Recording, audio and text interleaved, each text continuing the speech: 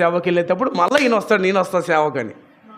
Mark, వద్దునైనా నీకు దండం, మదిలో వారిపోతావురా నువ్వు అని పౌలు అంటాడు.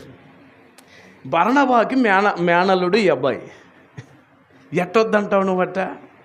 వాడు మార్పు చెంది వచ్చి ఉంటాడేమో కదా, నువ్వు అవకాశం ఇవ్వాలి కదా. నేనైతే అవకాశం ఇవ్వాలి, నీ ఇష్టం. తీవ్రమైన వాదన జరిగింది. బర్నబా, మార్కు ఒకవైపు వెళ్ళిపోయారు, పౌలు శీల ఒకవైపు వెళ్ళిపోయారు. వెళ్ళిపోయిన తర్వాత ఈ బర్నబా ఏ మార్కు పనికిమాలినోడని పౌలు అన్నాడో అదే మార్కుని ప్రయోజకుడిగా మార్చి మళ్ళీ పౌలు దగ్గరికి పంపించాడు.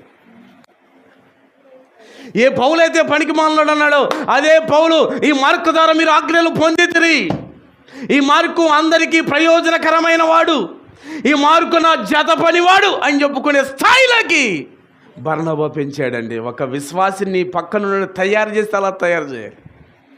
అర్థమైందా? ఇదే